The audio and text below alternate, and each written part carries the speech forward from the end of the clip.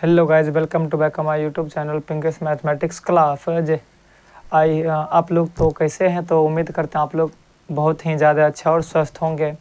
जैसे कि आप लोगों को पता है कि हम लोग अभी क्लास 10th के बारे में पढ़ रहे हैं, जो कि वैसे विद्यार्थियों के लिए इम्पोर्टेंट टॉपिक लेकर के आ रहे हैं हम, जो 2024 के बोर्ड एग्ज़ाम देने वाले हैं, जिसमें हम लोग ऑलरेडी पहले ही पढ़ चुके हैं। पार्ट 5 अर्थात पहले अध्याय का 5 भाग जो है हम लोग पढ़ चुके हैं।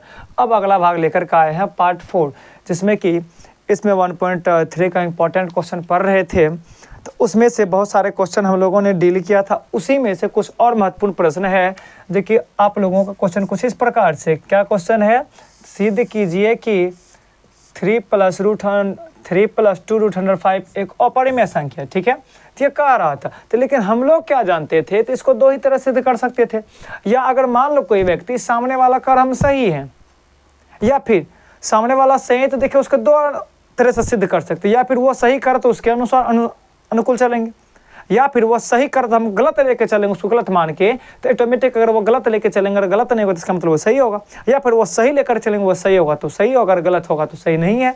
तो वही किए यहाँ पर भी। क्या किए? अगर परिमेय संख्या कह रहा था, हम इसको क्या मान लिए? परिमेय संख्या मान लिए। ठीक है, अब जैसे ही परिमेय संख्या माने तो परिमेय संख्या का हमको पता है परिभाषा, क्या पता है? डिफिनेशन। वैसे संख्या जैसे p बटा q के रूप में, अर्थात अंश बटे हर के रूप में। तो देखिए, अंश बटे हर के रूप में यहाँ लिखे, तो जब लिखे हैं तो जहाँ क्या कर रहे हैं, p तथा q एक क्या धनात्मक होना, अर्थात तो कोई भी होना चाहिए, तो पॉजिटिव वाला होना चाहिए, अर्थात माइनस वाला नहीं होना चाहिए। ठीक है, तो चलिए इसी को आगे बढ़ाए। तो जब बढ़ाए तो ये जोड़ में है, इसके साथ में पूरी, इधर आए तो घटाव में। अब इसको जो का त्यों इधर वाला को लिख दिए। ठीक है, उसके बाद देखिए क्या किए, p और इसके नीचे कुछ नहीं तो 1, तो p और q और 1 का एलसीएम कितना जाए? q। तो p में फिर q 3 गुना क्यों, तो 3 क्यों हो गया। ठीक है, अब देखिए तो √5 के साथ में 2 क्या गुना में है, और जस्ट इधर जाएगा तो किस में चला जाएगा? भाग में। तो उसके बाद देखिए क्या लिखे, p क्यों 3 तथा धनात्मक पूर्णांक है, तब p - 3 के बटे 2 क्यों एक क्या होगा? परिमेय संख्या होता है। तब √5 भी एक क्या होगा? परिमेय संख्या होगी। लेकिन हम लोग क्या जानते हैं कि √5 एक क्या है?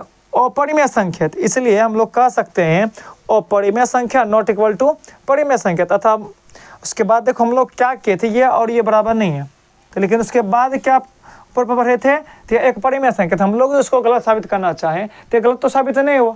इसका मतलब जो वो पहले से कर रहा था अपरिमेय संख्या है, तो ये अपरिमेय संख्या ही होगा। तो वही लिखे, अतः हमारी कल्पना गलत है कि 3 + √5 एक अपरिमेय संख्या है, और 3 + √5 क्या होगा? ये अपरिमेय संख्या होगा। चलिए, तो इसी पर आधारित बहुत सारे प्रश्न बोर्ड एग्जाम में पूछा जाता है, जो कि आप लोग इसको SW के रूप में लिख लीजिए। ठीक है, अपने से घर में सॉल्यूशन कर लीजिएगा, और आप लोगों को खुद से करना भी है। तो देखिए क्या क्या क्वेश्चन आएगा। तो देखिए, सबसे इंपॉर्टेंट क्वेश्चन आप लोगों को सिद्ध करना है √3, अर्थात सिद्ध कीजिए कि 5 - √3 एक क्या अपरिमेय संख्या है। और इसी तरह के एक और क्वेश्चन आता है 3 + 6 + √3। ठीक है, या 2 भी ले लीजिए, कोई दिक्कत नहीं है। तो अब क्या करना है आप लोगों को, तो इसको क्या करना है, आसानी से हल। ठीक है, इसको आसानी से दोनों सवाल को कर लीजिएगा, जो कि बोर्ड मॉडल है, अर्थात बोर्ड में पूछे जाने की संभावना लगभग है। ठीक है, तो इसलिए उम्मीद करते हैं कि ये आप लोगों को अच्छे से समझ में आया होगा। चलिए, तो अगला टॉपिक है दशमलव प्रसार। क्या है? परिमेय संख्या का दशमलव प्रसार। ध्यान दीजिए, क्या है? दशमलव प्रसार। ठीक है, क्या है? दशमलव प्रसार, जिसको हम लोग इंग्लिश में लिखते हैं डेसिमल। ठीक है, एक्सपेंशन। क्या लिखते हैं? Decimal expansion. अब देखो, एक्सपेंशन जो होता है तो दशमलव प्रसार 2 रूपों में होता है। किसी भी परिमेय संख्या का दशमलव प्रसार कितने रूपों में होगा? ठीक है, 2 रूपों में होगा। आप सोच रहे हैं पहला कौन सा रूप से, याद रखिएगा, पहला जो होता है दशमलव का शांत प्रसार। कौन सा होगा? शांत प्रसार। ठीक है, तो पहला कौन सा होता है? शांत प्रसार। और दूसरा जो होता है, दूसरा हो जाएगा आप लोगों का अशांत प्रसार। ठीक है, पहला क्या हो जाएगा? दशमलव का शांत प्रसार। ठीक है, दूसरा क्या हो जाएगा? अशांत प्रसार। ठीक है, दशमलव को कितने प्रसार होता है? 2। एक शांत हो गया, दूसरा क्या हो जाएगा? अशांत, दूसरा अशांत। आप सोच रहेंगे शांत प्रसार क्या है, तो चलिए सिंपली भाषा में ज़्यादा टाइम वेस्ट नहीं करेंगे, क्योंकि अब तो आप लोगों का एग्जाम नज़दीक आ रहा है। इसलिए चलिए शांत प्रसार कब कहेंगे, जब किसी भी परिमेय संख्या के हर में, जब किसी भी परिमेय संख्या के हर में, अर्थात परिमेय संख्या को हम दो चीज लिखते हैं। परिमेय संख्या बराबर क्या होता है, परिमेय संख्या बराबर जब भी लिखते हैं तो क्या लिखते हैं, अंश बटे हर। क्या लिखते हैं, अंश बटे हर। तो कहने का मतलब ये हो गया, तो नीचे वाला क्या हो गया, हर। तो वही कहेंगे हर में क्या होना चाहिए, 2 या 5 या 2 5 दोनों। तो याद रखिएगा, जब नीचे का अर्थात परिमेय संख्या को अंश बटे हर के रूप में लिखा रहेगा, जब उसके नीचे वाले का किसका, हर का जब अभाज्य गुणनखंडों के रूप में व्यक्त करेंगे, हर को जब अभाज्य गुणनखंडों के रूप में व्यक्त करेंगे, तो उस समय उसमें 2 और 5 या 2 5 भी होना चाहिए, 2 भी अलग। अगर मान लीजिए सिर्फ 2 भी है, अगर 5 भी है या फिर 2 5 दोनों है, तो इसका मतलब वो क्या है, शांत है। तो एक चीज सोचिए आप लोग, अगर मान लीजिए घर में आदमी की संख्या बहुत कम हो, तो उस समय क्या होता है, शांति छाया रहता है। तो जैसे मान लीजिए शांत होने के लिए क्या चाहिए, इसमें 2 ही चीज, एक 2 चाहिए, दूसरा क्या चाहिए, 5। तो अब जैसे मान लीजिए उदाहरण के लिए ले रहे हैं, तो उदाहरण के लिए लेते हैं, मान लीजिए 15/8।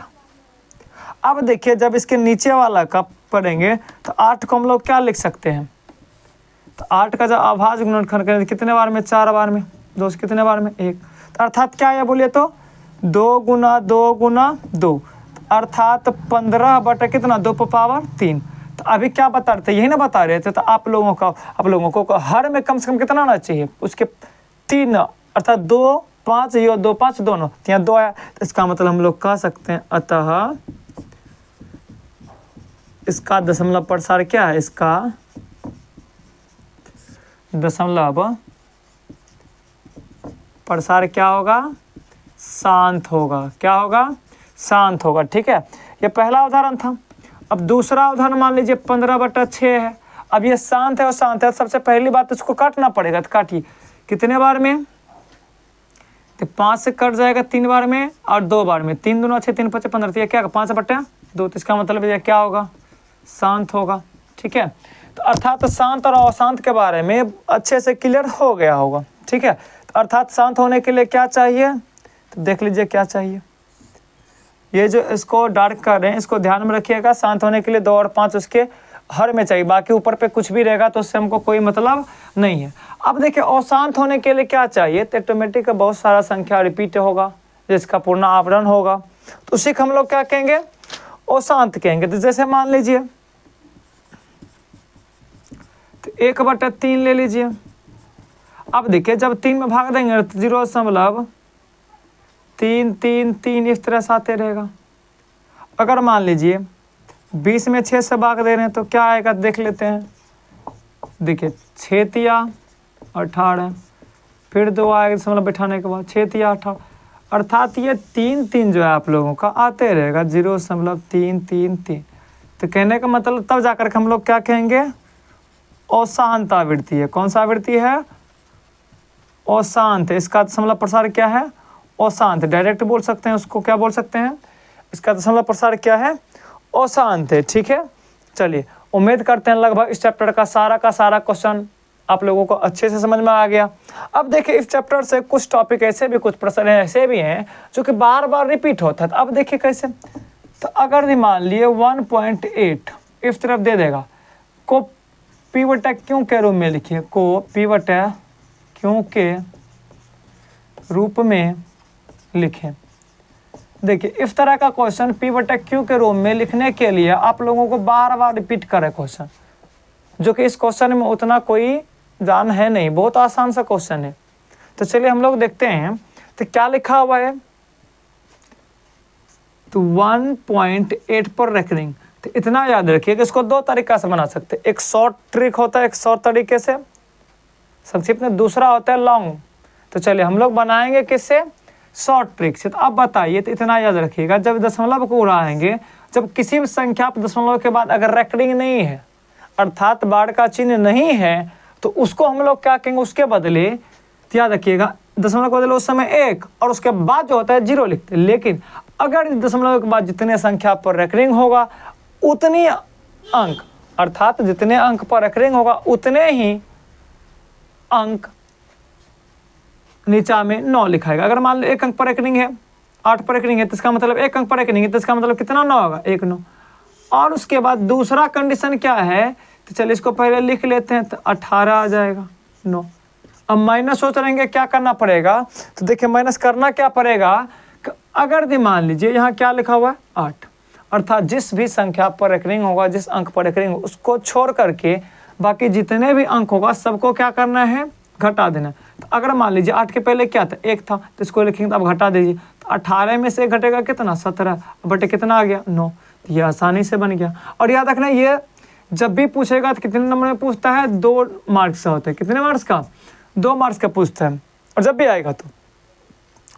चलिए ठीक है, तो उम्मीद करते हैं कि आज आप लोगों को क्लास बहुत ही ज़्यादा बेटर लगा होगा। ठीक है, तो अब अगले दिन मिलते हैं आप लोगों के साथ अगला अध्याय लेकर के, अध्याय 2, जिसका नाम है बहुपद।